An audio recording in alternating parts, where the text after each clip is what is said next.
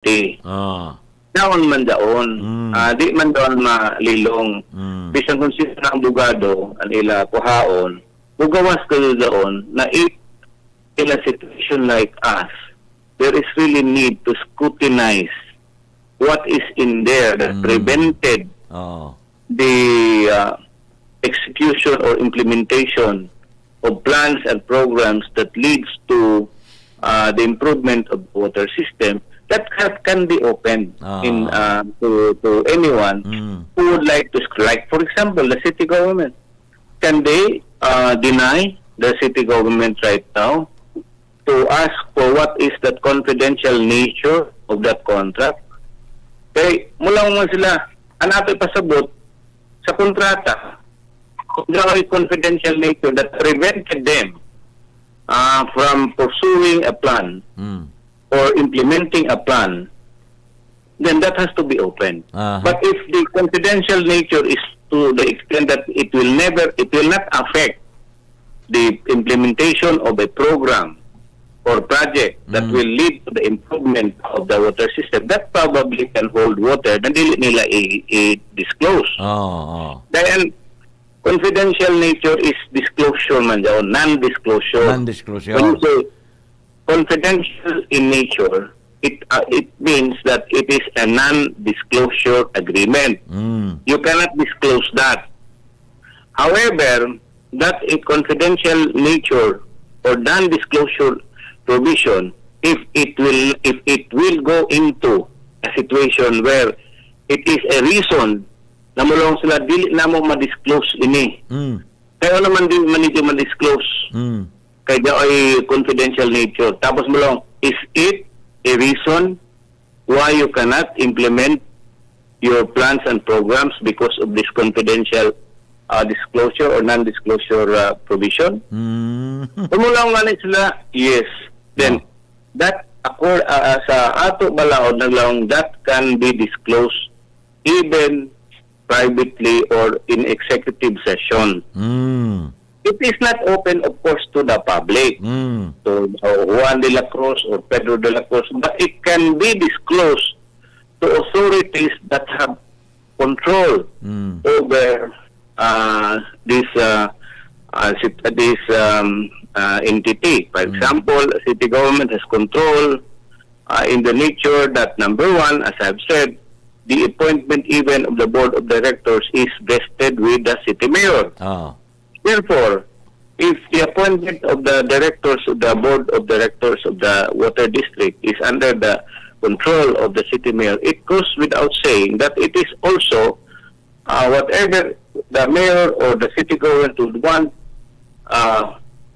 items that would be disclosed in the it has to be disclosed. Diba? Do not anymore argue na point na dili na mo ma-disclose ini. No. There is no such thing as absolute disclosure. Especially if the item that is not to be disclosed is something that would go into the reason why you cannot improve the water system. No. You can disclose that. That is why we have high hopes that whatever non-disclosure provision in that joint venture agreement will now be scrutinized by the three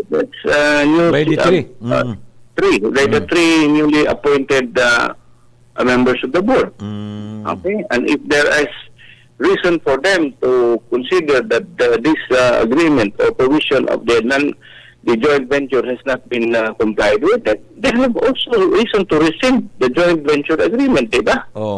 Hindi kita na iningapuson lang kita ng joint venture agreement. Wala man kita na that it will be utilized as a reason for kita na just because there is a joint venture agreement that is all. No, you cannot. You can always rescind that contract if there are violations of the contract itself. Kahit tagdeklarar naman nila na dismayado na sila, so there is a reason na i-rescind ng kontrata. Kaya man matuman ng prime water, ununo ilang nakabot ng kasabutan. Well, nabatian ko doon sa radio program. I think 2 or 3 days ago or a week ago. Dismayado na sila. That they themselves openly declared na dismayado sila. Whatever is their dissatisfaction over the joint venture agreement, let that the public know. Oh. Di ba? Oh, let the public know. Ako man doon. Ako rin daw yato. Gusto may tabo sa dakbayan. Kaya, the progress of the city of Surigao, especially now that isa sa mga programa ng ato Orlando Mayor is really towards establishment of more housing units in the city. So, how can you improve? How can you implement that one of the provisions is really the reliability of water system? Now, Mayor Pons, kung kita tagalon ta ato na konon i-compress na nato ang ako mga issue na i-raise sa imo. Now, nahitabo dadton ato contingent representing Surigao del Norte na in global ports arrastre. So, isa ba ini sa mga problema na idusudlan with Mayor Dumlao na grabe man in global ports arrastre mo banga ng taglaong pabayranan sa mga kargamento or sa musakay? Well, tanawon pa daw ang kuman kay mo intern sila na anytime siguro mo ang sugod naman ang dito competition. But regardless of what will happen to whether they will win or not win, the fact is sila mismo nagreklamo. And because nagpaabot doon sa konseho, mahimo na mo mga pamaagi, mangutana kami sa patakaran ng ato global port, parte ng ini ng mga kalihukan, din ang isa ka grupo nagrepresent ng ato dakbayan sa nan probinsya. They are not representing Agusan del Sur, Agusan del Norte, or Surigao del Sur. They are representing Surigao del Norte.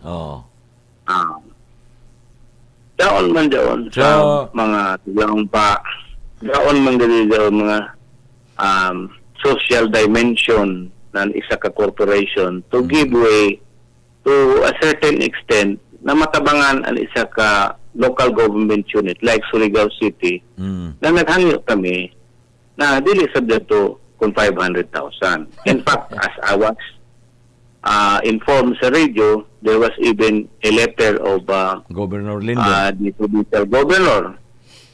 So, dili man ato kung consumables na mga mga kargamento para man to props.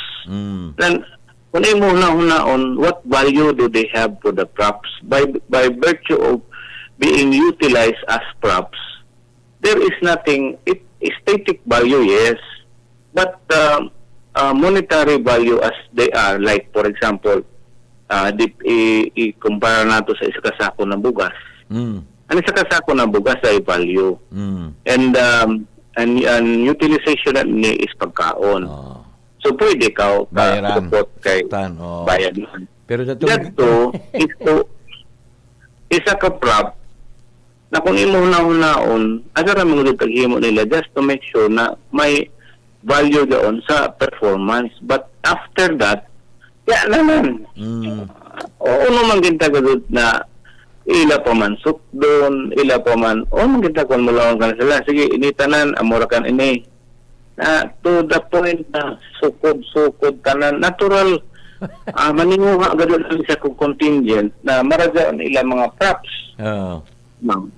Grabe sabon mo suktunan 5 tunga sa milyon. Basi ba tangal sa dito ng green, Mayor Pons?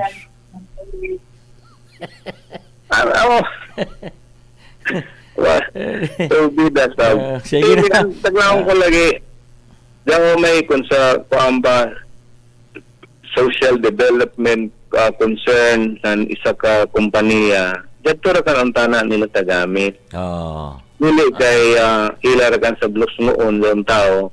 It is as if saying dito sa sitwasyon na that could have prevented the only nahitabo nag-issue ng post-dated check para lamang na makalarga ang barko. Makalarga, In fact, ang barko gani nagugay paglarga.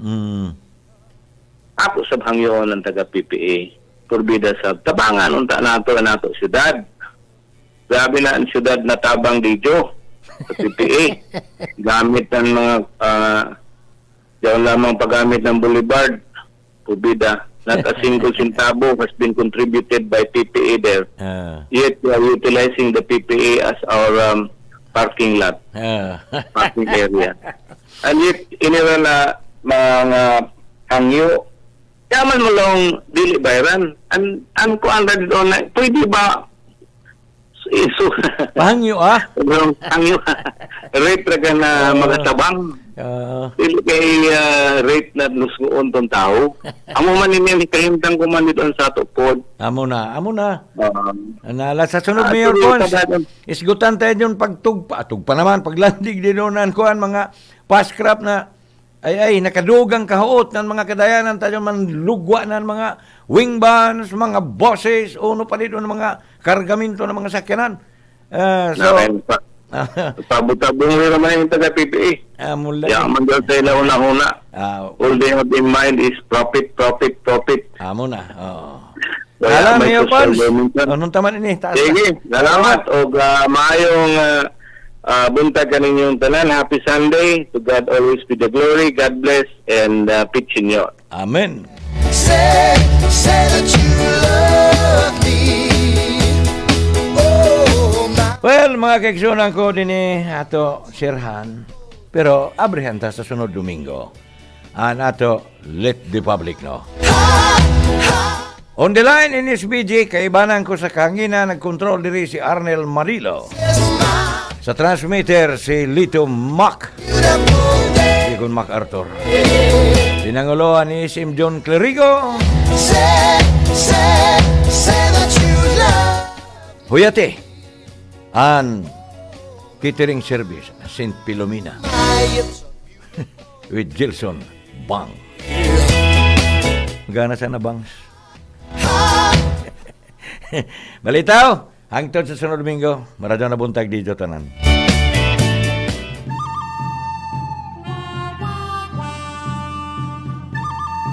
Dinyara Kutob sa kasamtangan, The Dulans de Castro, Ambic Travel and Tour, Lit di Public No. Salamat karadyaw sa inyo pagpamati sa nang pagtanaw sa live stream sa estasyon RPN DXKS. Hangtod sa sunod Domingo, Happy Beautiful Sunday!